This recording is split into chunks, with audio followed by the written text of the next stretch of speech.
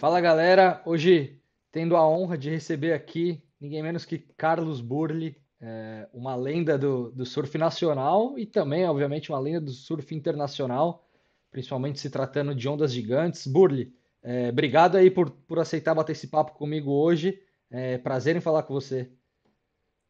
Prazer é meu, Gui. Obrigado pelo convite aí. Vai ser uma honra compartilhar aqui nossas experiências de vida, né?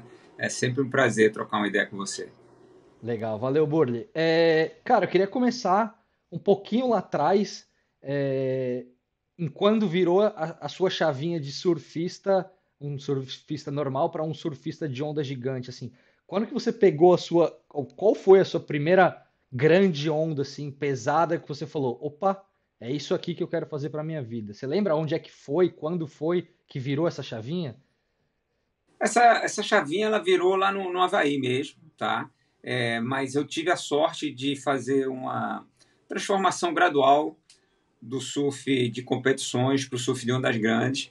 Eu venho de Recife, Pernambuco, e lá a gente não tem muitas ondas grandes, principalmente na capital, em Recife.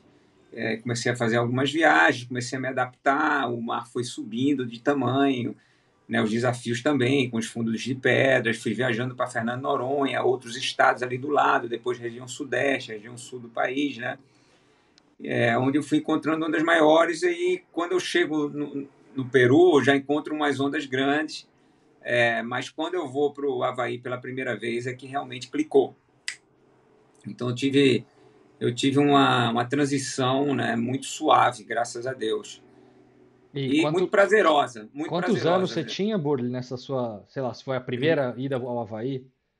19 anos. 19 19 anos. anos. É. Legal. E bom, 19, que ano que foi isso? Você lembra? 86, 87, a primeira temporada. 86, 87. E aí, quase então 10, 11 aninhos depois, a gente chega lá em 98, quando foi de fato, acho que foi a primeira competição denominada de campeonato mundial, de fato, né? Uma etapa lá no México e que você ganhou. Queria que você recordasse um pouquinho. Era isso mesmo, né? Era uma etapa só que definiria um campeão mundial de ondas grandes, é isso, né?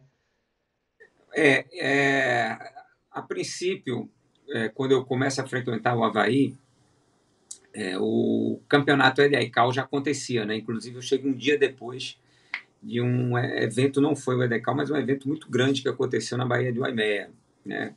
O campeonato foi transferido de Sunset para o Uaimeia e foi um evento histórico até que aconteceu lá. E eu chego com um mar muito grande já no Havaí, então logo para já entender o que é que eu ia enfrentar ali pela frente, né? E depois eu, gostando de pegar uma das grandes, eu vi que era muito difícil você ser aceito naquele grupo seleto de surfistas que participavam do EDEICAL, né? Era um convite feito a alguns surfistas que a comunidade entendia que merecia, né? E o surfista brasileiro nunca tinha sido convidado para participar na lista principal, só o Ricardo Bocão, que já fazia parte na época que eu comecei a entender do surf de ondas grandes, como alternate do evento, né? E a International Surf Association, que foi uma das responsáveis pela chegada do surf nas Olimpíadas, resolveu fazer um campeonato internacional de ondas grandes, convidando os principais países do cenário do surf internacional. E o Brasil era já um player, né? Não era o que é hoje o principal, mas era importante ali na comunidade do surf internacional de competições mesmo. Então a gente recebe esse convite, eu e o Rodrigo Rezende, que é um excelente surfista de ondas grandes, e Rosaldo Cavalcante como técnico, né? Então a gente foi nós fomos com a nossa equipe e éramos zebra. Ninguém imaginava que a gente pudesse ganhar, mas fomos competir contra os melhores do mundo, contra os havaianos, os americanos, os australianos e outras nações pelo mundo afora. E a gente já tinha uma experiência. Né? Eu chego no Havaí em 86, o campeonato aconteceu em 98, eu já tinha 12 anos. O Rodrigo também dispensa comentários, é um excelente surfista. Né? Desculpa, eu tive que desligar, entrou uma ligação aqui. Então, Imagina, a gente vai surfar em Todos os imagina, Santos, que pode é no seguir. México, né, numa onda chamada Killers, também, né? E fica a mais ou menos 20 minutos, 30 minutos de barco da costa. Fica bem perto da fronteira com a Califórnia, ali na Barra Califórnia. E o mar estava muito grande. Foi um mar muito grande mesmo. Eu me lembro que foi um dos primeiros eventos com previsão de onda online, né? Porque até então a gente não tinha o advento da internet ajudando nas previsões. Então, assim, já rolavam aqueles boatos com relação ao tamanho do mar, mas a gente não sabia o que a gente ia encontrar. Sei que a gente bateu muito para chegar lá. Foi o primeiro evento também que tivemos a presença de um jet ski fazendo segurança da água. Um jet ski que não tinha nem os LED atrás, não tinha cinta, não tinha os equipamentos que temos hoje em dia, né? Os recursos eram outros. E a gente surpreendeu todo mundo porque ganhamos individualmente, né? Eu ganhei o campeonato e o Rodrigo ficou em quinto. Ganhamos por time também, então foi uma excelente apresentação do nosso time. Já tínhamos experiência, né? Isso foi importante, porque, afinal de contas, as condições estavam adversas e muito difíceis. E ninguém esperava que, numa condição daquela, os brasileiros fossem campeões nas duas categorias, né? Então saímos de lá muito felizes, né? Viramos referência no Brasil e também no mundo, né? E dali para frente, eu acho que para mim o mais importante é isso, sabe? Assim, o Brasil ele tinha uma imagem de surfista de ondas pequenas, maroleiro, né? E dali para frente a gente quebra esse paradigma e a gente consegue motivar mais a comunidade do surf brasileiro. Eu gosto de falar que o Gabriel Medina, né, que é o nosso grande campeão com 3 títulos mundiais, ele tinha 5 anos, ele não surfava naquela época. Então ele começa a surfar 4 anos depois, quando ele tem 9 anos, e ele já começa a surfar campeão mundial de ondas grandes. Então a motivação dele já é outra. Foi muito importante esse evento nesse ponto de vista para mim, muito mais do que ser campeão, né? Escrever a história do nosso país no universo do surf, no geral mesmo, influenciando as novas gerações a galgarem, né? A irem atrás de voos mais altos ainda. E, Borli, comparando. Eu não gosto muito de comparar, mas comparando a sua experiência que você disse da importância desse evento, porque realmente foi aquele que alçou o Brasil, enfim, você, essa geração de surfistas. Comparando com 2009, que você também é campeão mundial, você ganha aí de fato, quando o tour já há um tour, né? Já é uma coisa mais consolidada pela era SP ainda, né? Em 2009. Não sei se era SP, mas enfim. E aí em 2009 também tem o Ed Aikau, né? Uhum. Que você participa do Ed Aikau. Qual é o grau de importância dessas coisas comparada com o 98? Porque, pô, foi como você começou falando da resposta. Entrar no Ed Aikau, só de estar ali no alternate já era uma coisa, pô, uma É, coisa importante, você ser reconhecido. Aí o cara ser convidado para a lista principal, o cara correr o Ed Aikau, é uma coisa surreal, assim, né, Burley? é. É um processo que a gente tem que entender que ele acontece devido ao movimento da comunidade, né? Assim, os passos que foram dados pela geração que veio antes da gente, minha e do Rodrigo Rezende, super importante, né? O Renan Pitangui, o Roberto Valério, o Ianzinho, o Bocão, né? O Rico, o PP, são tantos nomes, sabe? E a gente, a gente impulsionou essa galera e esse movimento continuou depois de Todos os Santos. Né? Chegaram novos nomes, né? A gente tem aí o Heraldo Gueiros, tem o Danilo Couto, tem o Everaldo Pato Teixeira, né? Tem o Romeu Bruno, tem o Silvio, assim, tem tantos surfistas de ondas grandes também do Brasil que fortaleceram, né, esse movimento. E quando a gente entende, tem o Marcos Monteiro, né, que foi um grande parceiro meu, que até hoje está pegando as ondas grandes também, e foi um companheiro aí no circuito mundial. E a gente passou por esse processo juntos, né?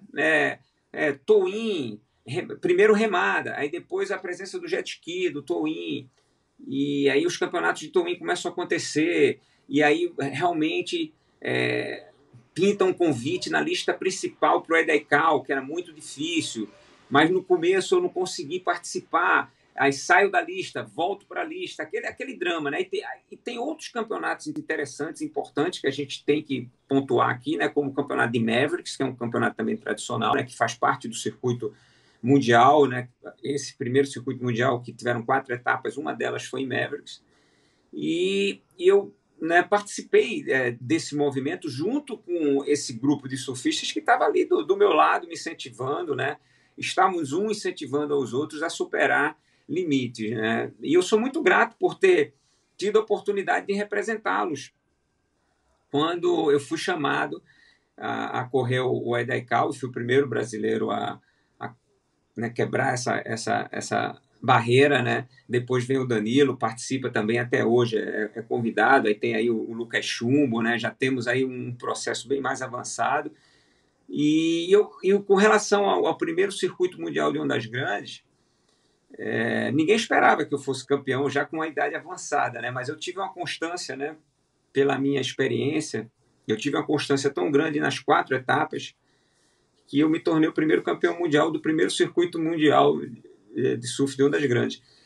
E foi mérito também de vários anos, de muitas viagens, de muitos investimentos, né? De muito amor por tudo aquilo que eu sempre fiz na minha vida, que era desbravar as ondas dentro d'água e levar o nosso nome para o topo do esporte mundial, né? Onde a gente hoje está sentado, graças a Deus, né? Hoje o surf brasileiro está sentado no topo do mundo, então tem que tomar cuidado, tem que trabalhar bem, porque quando você chega no topo, difícil é você se manter, né? Total. Burley, aí a gente estava falando dessa evolução, né? A gente passou lá por Todos os Santos, era um evento único, que enfim, que a entidade chamou todos os melhores do mundo para fazer esse campeonato mundial. Aí chegamos no primeiro evento, de fato, um tour com 4 etapas. Passamos no EDCAL. Eu queria falar um pouquinho, já pulando um pouco para agora, para o cenário atual do surf de ondas gigantes. Dá para falar, não sei se dá para falar, mas eu tenho a sensação às vezes de que estamos dando alguns passos para trás, principalmente com a WSL. Cara, eu digo porque até é difícil você arrumar informação do Big Wave Tour. Você entra no site da WSL, cara, ranking, você não encontra os últimos campeões, os eventos mesmo, tem 2 eventos ali por temporada, às vezes não rola o evento. Como que você vê isso, Burley? Como que você vê a postura da WSL gerenciando isso? Como você vê esse cenário atual de competição do Big Surf, do Big Wave, desculpa.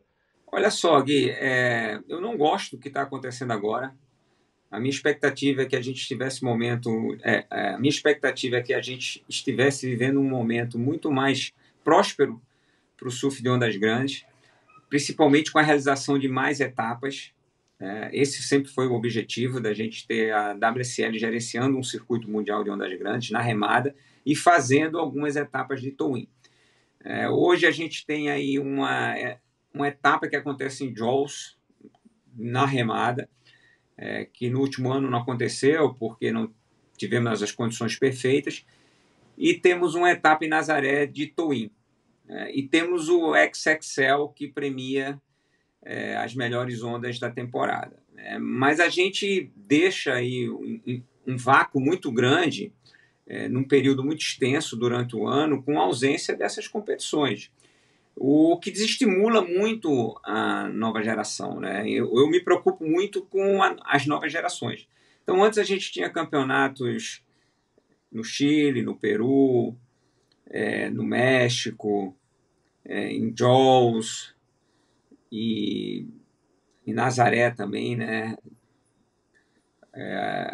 E hoje em dia a gente vê só essas 2 etapas acontecendo, e é um desestímulo muito grande para as novas gerações, né?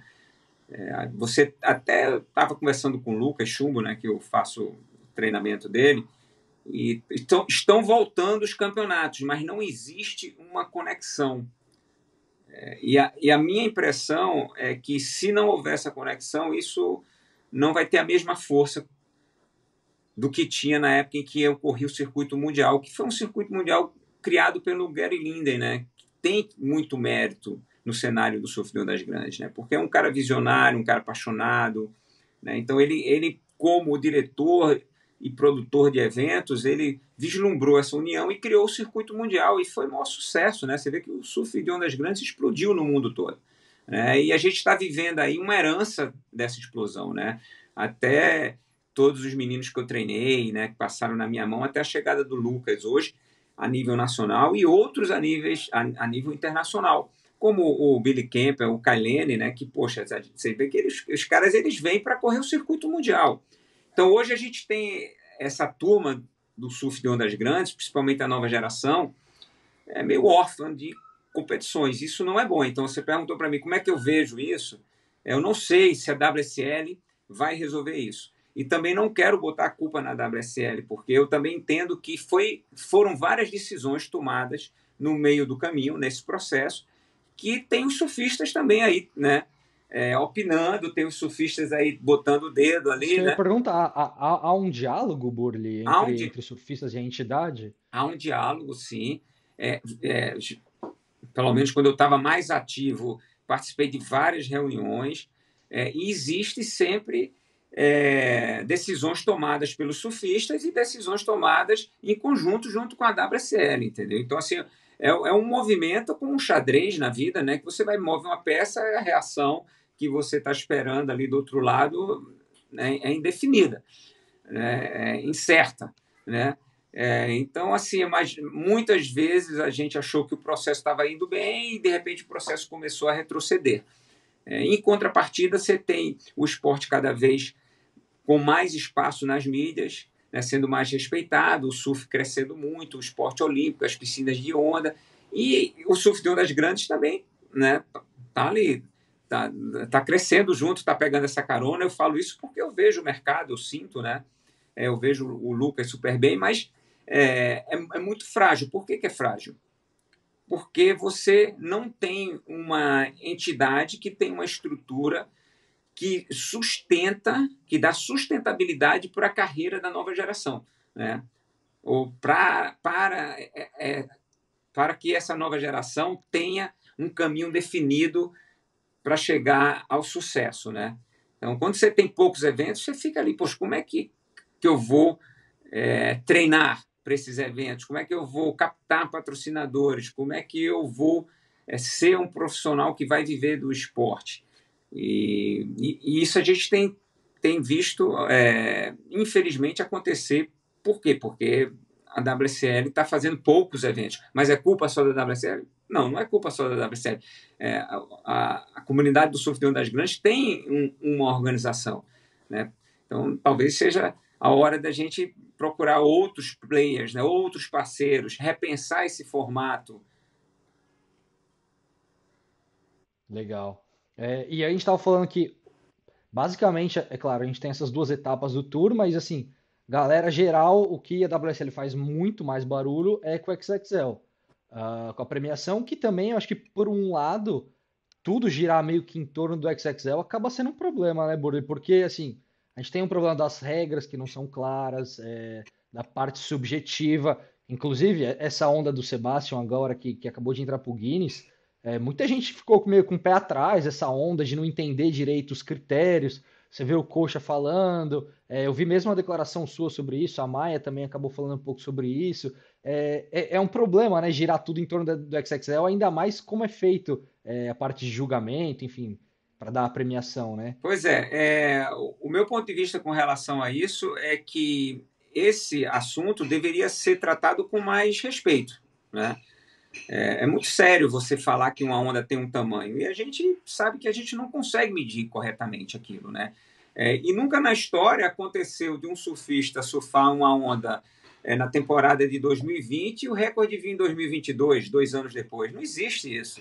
Então, assim, para mim foi muito estranho, principalmente por isso, né? Porque já tinha saído o resultado, né, do XXL do ano passado, onde a onda estava escrita, e de repente no outro ano vem o resultado do tamanho da onda. Bem, mudaram as regras de última hora, né? E como você colocou muito bem, né, Gui? Sendo subjetivo, é difícil de você entender a regra, e você não tratando com respeito, né? por exemplo, eu fui um dos convidados durante esses últimos anos, depois que eu parei de competir, a julgar o campeonato, né, o XXL. Esse ano, devido à minha agenda, que está super ocupado, e ao meu ponto de vista de achar que eu não posso julgar, porque eu estou emocionalmente envolvido, né? Eu treino atletas que estão participando ali, né? Tem atletas do Brasil, eu vou querer que o cara do Brasil ganhe. Então, o julgamento, para mim, ele devia ser tratado de uma forma muito mais imparcial, né? Cientistas, oceanógrafos, alguns especialistas de diferentes partes do mundo, não focado num grupo seleto de surfistas que, poxa, já tem algum sentimento envolvendo ali no julgamento, né? Algum favorito, né? Que ele queira que ganhe. Então, é falta de respeito com esses atletas que passam o ano correndo atrás das maiores ondulações no mundo, né? Investindo treinamento, né? Físico, emocional, estresse, abrindo mão de estar com a família, né? Financeiramente também é muito investimento, que a gente sabe que, poxa, viajar de última hora, essas ondas elas não avisam quando vão quebrar, então assim, existe esse investimento financeiro pesado. Eu sei porque eu fiz durante muitos anos isso e hoje acompanho o Lucas, e de repente você vê ali um julgamento que não é coerente. Você olha assim e fala, cara, poxa, por que isso aconteceu? Né? Me explica por que isso aconteceu. Como você falou, não está muito claro. E aí, de repente, a WSL fica muito confortável para ela. Eu vou convidar os melhores surfistas no cenário de ondas grandes para julgar o meu campeonato e chancelar esse resultado. Não, cara, não é por aí, entendeu? Assim, vamos fazer vamos fazer um processo mais técnico, né? Mais imparcial, mais claro, entendeu? Mais justo. Infelizmente, eu também vejo muito a melhorar quando o assunto é XXL. Né? Total. É, queria só falar já que a gente falou dessa onda do Sebastian aí, que realmente foi um pouco confuso e tudo mais. Não sei se você reparou nessas últimas semanas, últimos meses aí, depois que saiu. Eu tava falando porque assim, você citou todos os caras que passaram antes de você, como a gente construiu essa. Assim, no surf, ainda mais de ondas gigantes, há esse companheirismo de equipe mesmo, né? De que um depende do outro, um puxa o outro. E a gente brasileiro tem muito isso.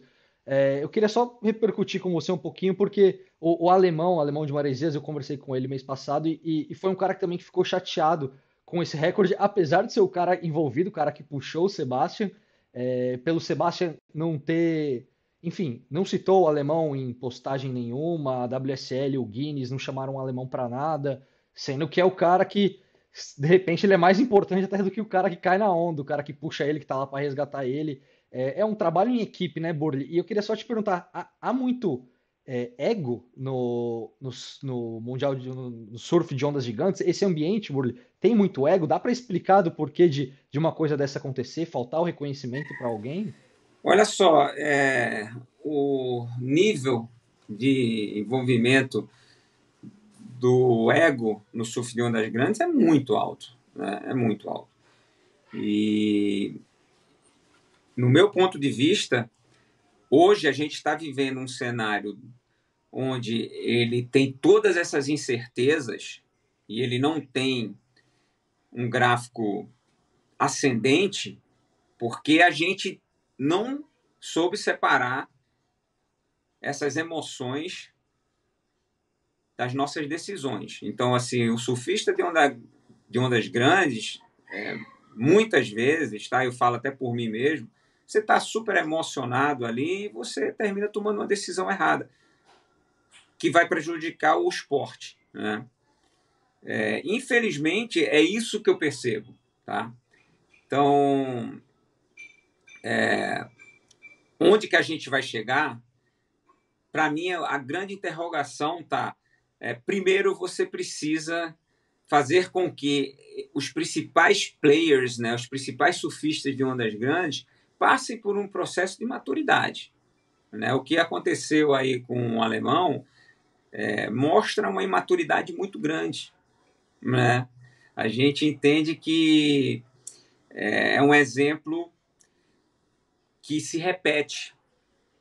E ele não se repete só dentro d'água, não se repete só nas mídias, ele se repete nas decisões importantes que poderiam estar direcionando o nosso esporte, a nossa categoria, para um futuro mais próspero. Então, a gente está colhendo o que a gente planta, né? Então, assim, realmente bem esperado, né? Se você falasse para mim ao contrário, eu ia falar, pô, que legal, mas assim, o que a gente viveu, né, o que você comentou agora, para mim, eu já sabia disso, né? Eu já sei disso, porque eu sei como é que as coisas acontecem, né? Assim como tudo é muito incerto, obscuro, né? Existe uma influência muito grande das nossas emoções, nada é imparcial, e o surfista ele é muito individualista, muito egocêntrico, sabe? E aí acontecem essas coisas, né? Quando você não tem esse discernimento, quando você não tem essa coerência, né? Não consegue entender que o todo é mais importante que as partes, dá nisso, né? Dá nisso. Por isso que eu falo para os meninos, né, que eu tenho acesso, eu falo, cara, olha só, a gente só consegue ser bem sucedido quando os nossos concorrentes com quem a gente está competindo também estão bem, né? Então, assim, é uma pena você ver o Lucas Chumbo super bem, né? E quem é o segundo melhor surfista do Brasil, né? Poxa, que tem tanto apoio quanto ele, né? Aí você vê uma discrepância, né? Uma distância, né? Muito grande. E por quê? Porque não existe essa organização, né? Aí você vê um movimento como o Gigantes de Nazaré, que é um movimento positivo para o surf de ondas grandes, né?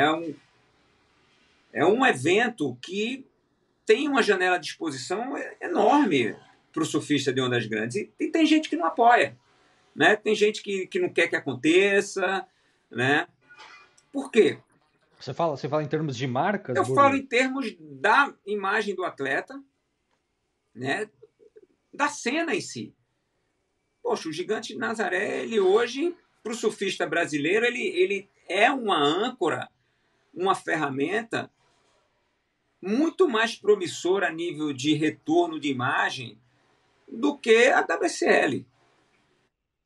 A gente tá falando de um esporte espetacular, né? Você aparecer na Não, Globo no domingo de manhã o também. pré, né, preparatório, o durante, o depois, ramificação em vários veículos, sabe? Assim, poxa, né, você vê o próprio Scooby, que é uma celebridade, né, participa do Gigante de Nazaré, fez uma onda extraordinária, né? Um tubo incrível que está no XXL. Então, assim, poderia ser muito mais bem compreendido e abraçado pela comunidade.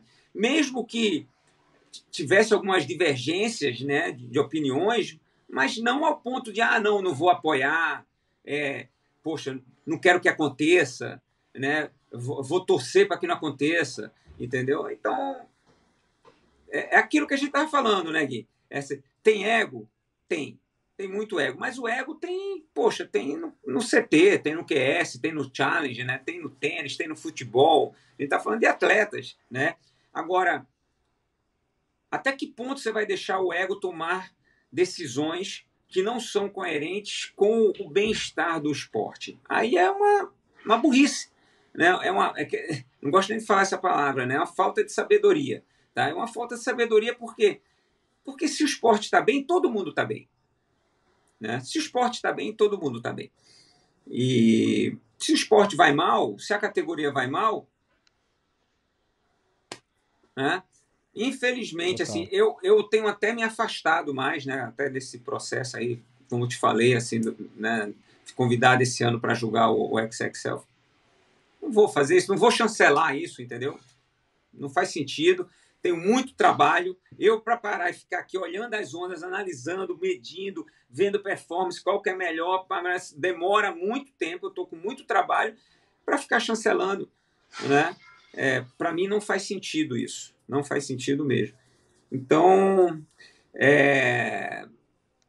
o lado positivo disso tudo é que o incômodo pode unir realmente toda essa comunidade e fazer com que as mudanças necessárias aconteçam.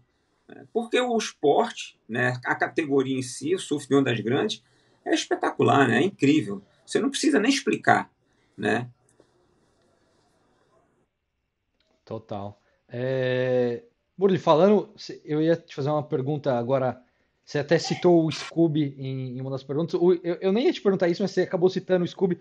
O Scooby era é um dos casos que, se ele quisesse mesmo, ele tinha talento para ir muito mais Com longe certeza, no surf de com ondas certeza, gigantes. com certeza, com certeza. Mas ele tem mais talento para ser personalidade, celebridade, apresentador.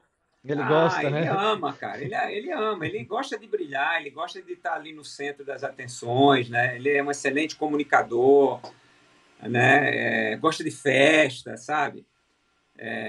E a gente treinou juntos aí um bastante tempo, né? E a gente batia de frente muitas vezes por causa disso. Que eu falava, pô, desculpe, você tem que ser mais profissional, né? Ele falava para mim, Bolão, cara, olha só, eu não vou ganhar dinheiro com ondas grandes, eu vou ganhar dinheiro com mídias sociais, né? Eu vou ganhar dinheiro construindo o meu nome, construindo uma carreira, eu preciso me fortalecer. E aí depois eu volto para ondas grandes, né? Faço esse jogo paralelo, assim, né? Juntos, né? Vai um andando do lado do outro.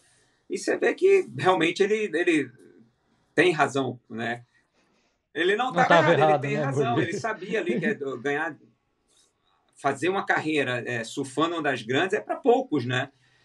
Você precisa se dedicar muito, né? Treinar muito, viajar muito, investir muito. É muito perrengue, né? Muito fuso horário, carrega pranchas pesadas, sabe? Você tem que investir em equipamentos toda hora. Assim, você tem que ter aquele perfil, né? Tem que ter aquele perfil mesmo de gostar daquilo muito. E ele gostava, mas não o suficiente para ser campeão mundial, né? Ele, pô, se quisesse ser campeão mundial, ele tinha talento, né? Mas ele ia ter que ralar bastante para isso. Um cara muito talentoso, muito saudável, né? Tem um biotipo bom também para o esporte.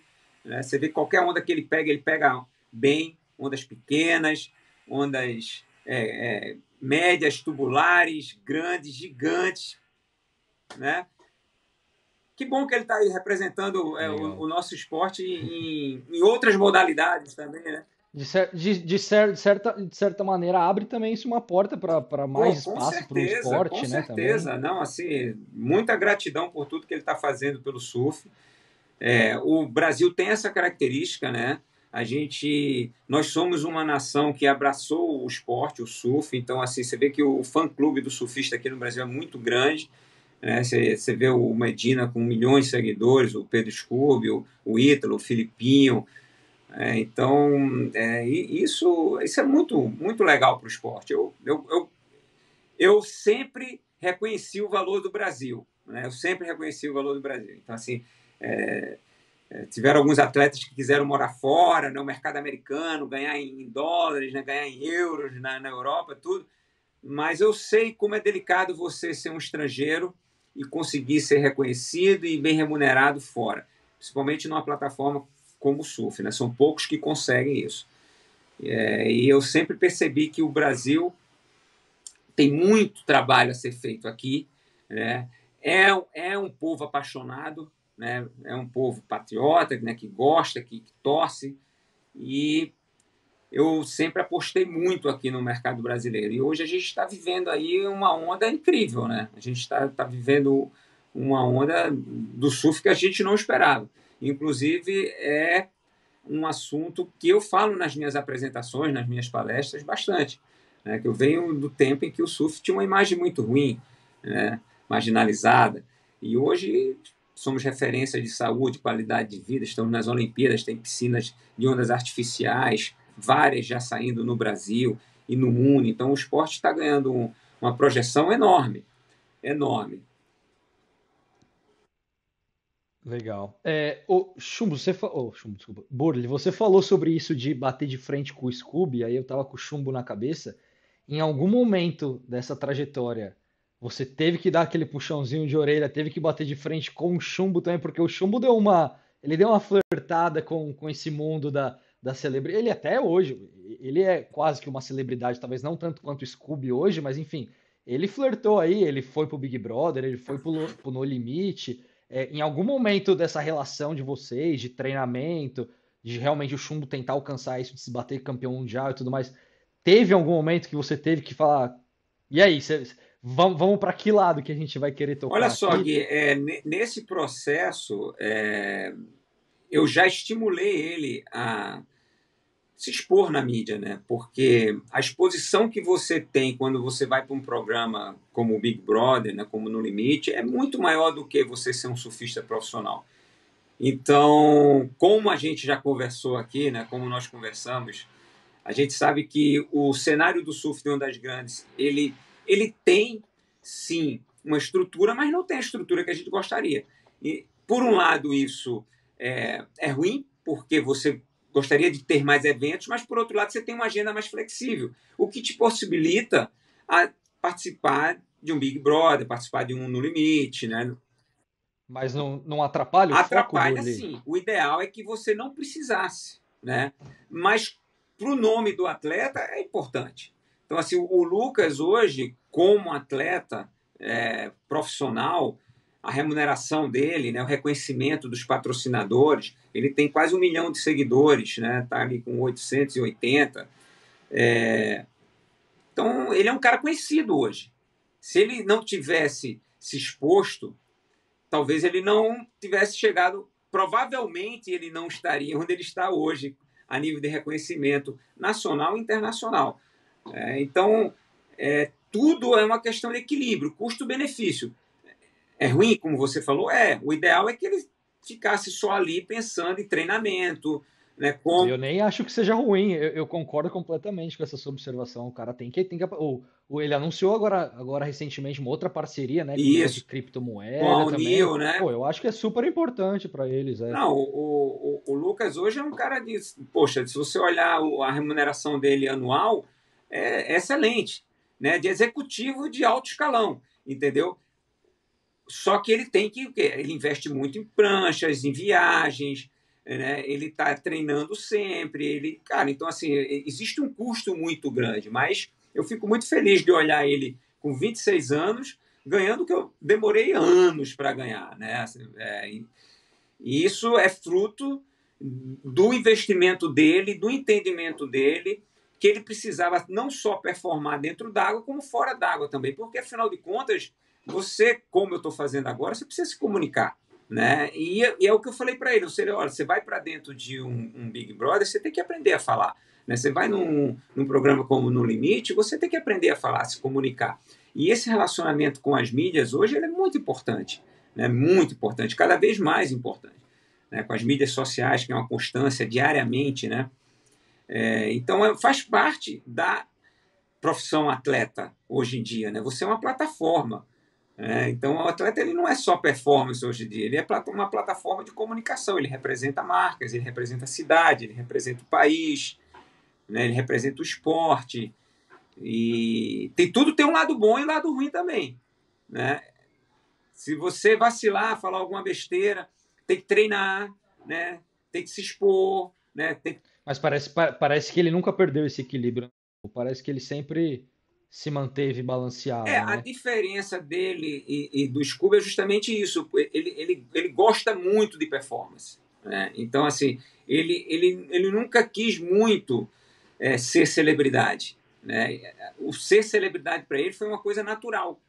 Né? Porque o nível de surf que ele tem, ele ganhou os 3 últimos eventos em Nazaré. Né? E ganhou sendo julgado ali, não é uma coisa que você demora anos para falar, poxa, acho que tua onda é maior. Né? Ele ganhou sendo julgado ali, né? Bateria atrás de bateria, passando 1, 2, 3, ele ganhou os 3 últimos campeonatos lá. É o melhor surfista de Nazaré disparado, né? Que é a onda mais respeitada hoje no mundo. E ele ama fazer isso, ama fazer isso. Então, o foco dele é muito mais surfar ondas no Havaí, no Tahiti, em Fiji, na Europa, na Austrália.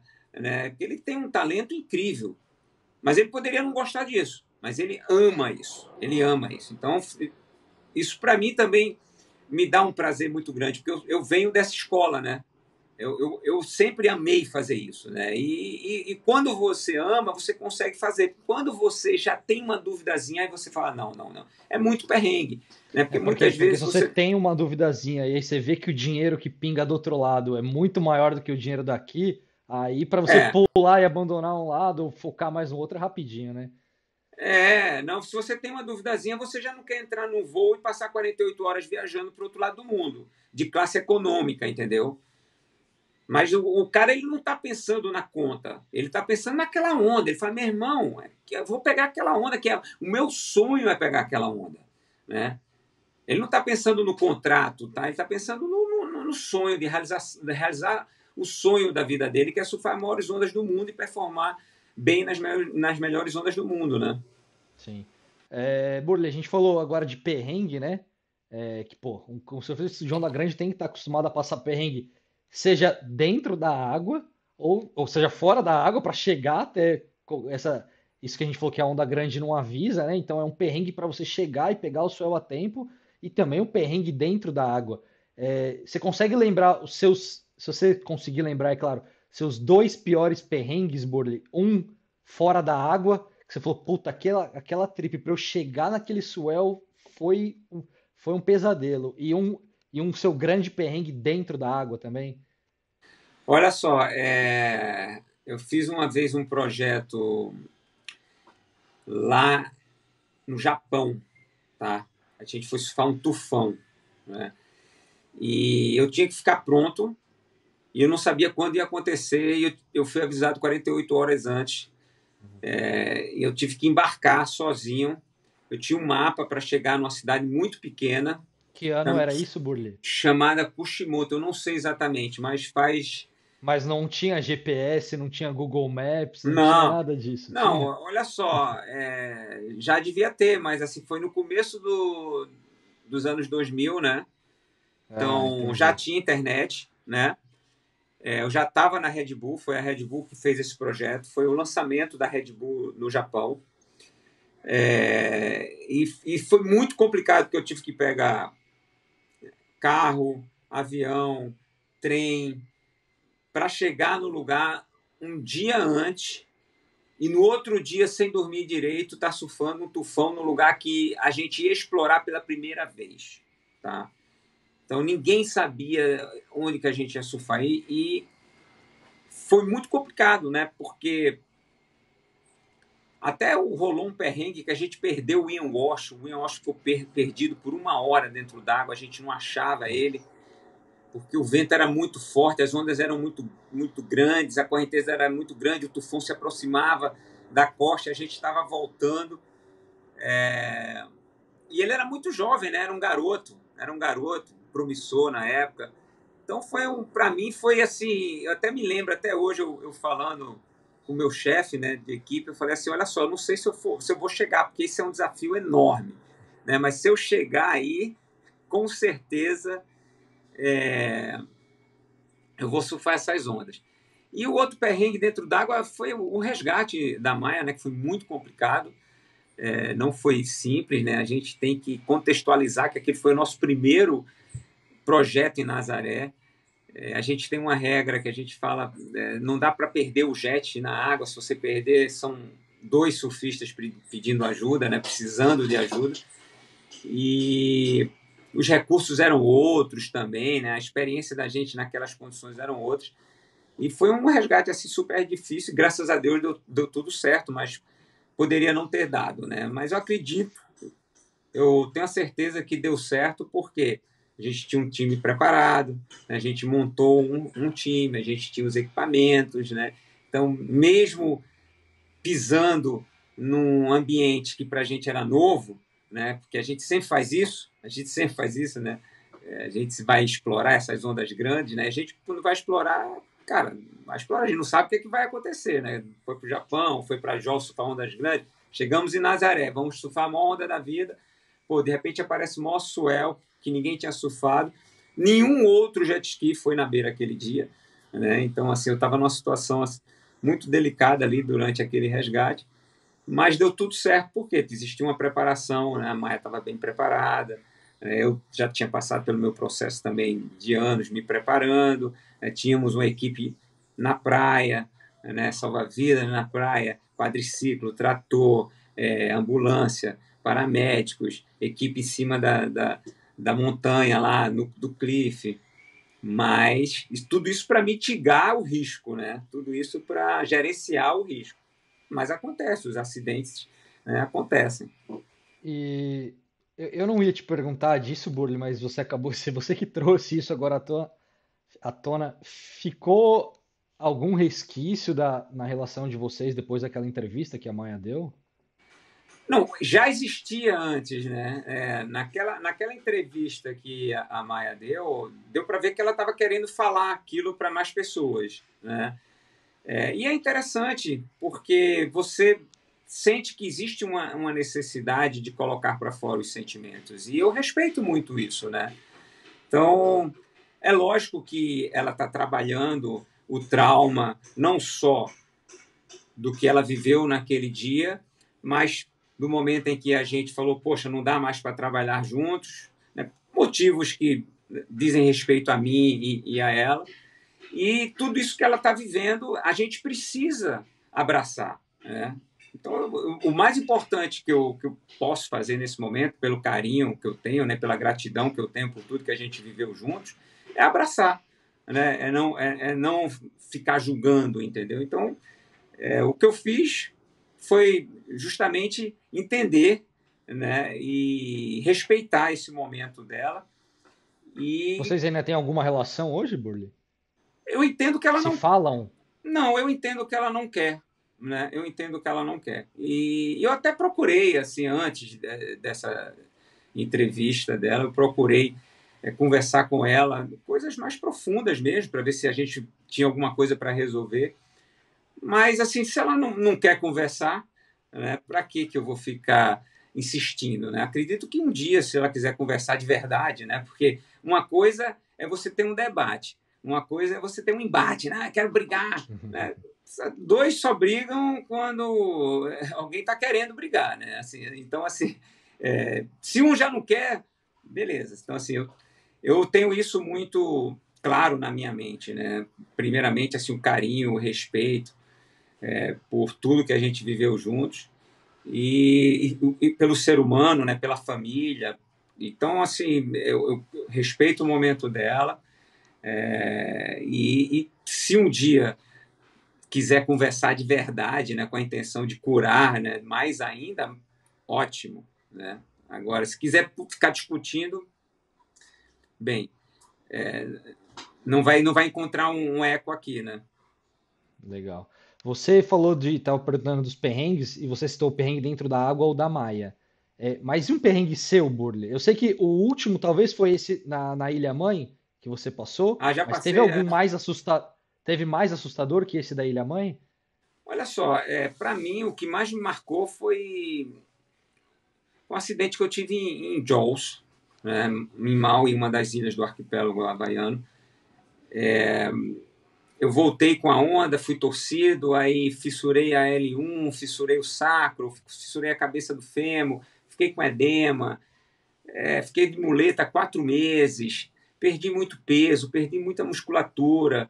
Foram vários meses de fisioterapia, assim, muito difícil, né? Os meus patrocinadores, quem estava mais por perto ali, olhavam e achavam quase impossível eu voltar, né? E aquele acidente me marcou muito, né? Andei de ambulância, fui para o hospital, tudo assim. E você lembra dentro d'água ou não? Você Eu lembro, eu lembro, apagou? eu lembro porque eu me lembro do barulho muito forte, né? Do crack, né? Da dor muito forte também. Eu não conseguia mexer as pernas. Eu sentia as pernas, mas não conseguia mexer de dor, né? Então, foi um trauma muito grande. E passar por todo esse processo de reabilitação, recuperação, você tem que ter uma cabeça forte, né? Você tem que Que ter... ano que foi isso, Foi Burley? 2003. Você vê que esse aí eu não esqueço, né? Marcado. Tá marcado.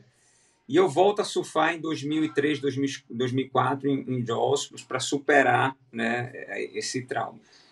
que é um processo interessante, né? Eu vivi muito isso quando a gente estava treinando, eu e a Maia, né? Assim, já aconteceram outros acidentes com a Maia, né? E a gente sempre falava nisso, pô, é preciso voltar, é preciso treinar, que é uma coisa que ela sempre fez muito bem, né? Ela sempre treinou bastante. Então, é preciso treinar, é preciso se condicionar para superar o trauma. E o trauma, na maioria das vezes, o pior de todos é o emocional mesmo. Uhum. Agora, Burley, realmente estamos chegando no final. Tenho mais duas coisinhas só para te perguntar. A primeira é sobre o Burley Experience, né? Pô, projeto seu aí, que você queria que você contasse um pouco da onde surgiu essa ideia, do conceito e como de fato tá indo o projeto. Olha só, como todo projeto, ele está amadurecendo, e durante esse processo a gente vai aprendendo com alguns erros. Então a gente já se sente num momento assim bem mais estabilizados, né? A gente já está indo aí para o nosso terceiro ano. Nascemos quando a pandemia explodiu, né? Em dezembro de 2019 e em março de 2020 a pandemia explodiu e ele me dá muito prazer. Por quê? Porque é uma plataforma onde eu me realizo, onde tem os meus valores. Explica pra galera que não sabe, Burley, o que que é o Burley Experience. O Bull Experience ele nasceu até pela motivação de produzir um conteúdo que fosse verdadeiro. Porque quando eu parei de competir com 49 anos, eu já tinha uma experiência muito grande, comecei a trabalhar com off bem no início do off, em 2011. Eu já sabia me comunicar, porque eu já faço palestras também há muito tempo, né? Então, o meu escritório, a minha equipe começou a falar, poxa, vamos produzir conteúdo indoor, em estúdio. Aí eu olhava assim e falava, cara, eu não quero produzir conteúdo indoor porque eu sou um cara outdoor, eu sou um cara de exercícios, sabe? Eu sou um cara de natureza. Eu quero fazer algo que seja a minha essência.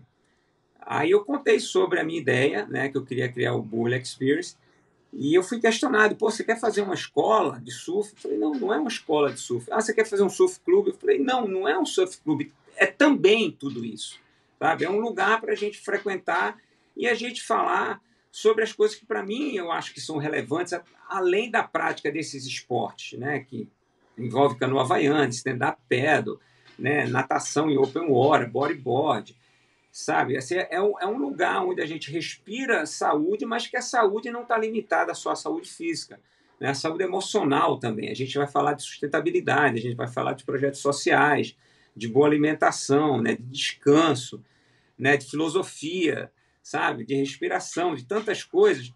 E tudo isso vai produzir um conteúdo que vocês estão pedindo para mim, né? Então, eu me realizo muito através dessa plataforma. Hoje a gente atua em 2 pontos aqui na Barra da Tijuca e na reserva, né? Um aqui no posto 6, onde eu moro, do lado esquerdo, né? Olhando para a praia, e o outro no Eco Lounge, que é no começo da reserva, também a gente usa a estrutura da lagoa e a estrutura da praia, que é um lugar espetacular, o Eco Lounge, né? E agora a gente está abrindo uma parceria também em São Conrado, um outro ponto, onde a gente está trabalhando com Salvemos São Conrado. O nosso projeto lá é retribuir para a comunidade, poder fornecer ferramentas para eles evoluírem e dar acesso a essas atividades para o máximo possível de pessoas da comunidade, olhar para o ecossistema com carinho, né, para a praia, levar também uma pista de skate para lá, que a gente já está em parceria com o Pedro Barros, né? Então é um projeto que, Legal. para mim, ele traz uma realização muito grande, porque tem esse âmbito socioambiental, né, que a gente está muito feliz. A gente está nesse processo de ter pessoas, empresas que estão apoiando a gente também com essa visão, né? A gente fechou uma parceria com a Eu Reciclo, que é uma empresa séria pra caramba quando o assunto é reciclagem no Brasil, né? fazer com que toda essa cadeia do consumo do produto ela seja saudável, né? Então, a gente está atraindo empresas que têm essa sinergia de valores, né? E isso tá muito legal. Então, no meio do caminho, a gente, lógico, dá umas erradas, mas a intenção é boa, o sonho ele acontece durante o dia a dia da gente, não adianta só eu ter o foco lá no sonho, lá na frente, eu não viver isso de verdade, então eu estou vivendo isso de verdade, né? Hoje eu estava na praia aqui com meu filho, né? E a gente já estava lá vivendo essa filosofia de vida que a gente acredita muito. Está passando um helicóptero aqui, eu não sei se você está ouvindo. Fica tranquilo. Tô ouvindo, mas não tem problema não. Tá. Então, assim, é um processo que para mim é muito prazeroso, né? Além disso, a gente está indo para um parque aquático também em Brasília. Então, está tendo uma demanda, né? Está tendo uma procura. Por quê? Porque é uma coisa muito verdadeira. É muito verdadeira. Né? E a gente faz com amor, a Legal. gente gosta, faz parte da nossa essência, né? Pô, legal, irado demais. Burley, pra gente acabar agora de fato, tem alguma coisa ainda que falta para você fazer? Ou você já está totalmente realizado com tudo que você fez? Ou falta alguma coisa que você ainda está mirando, algum projeto, alguma.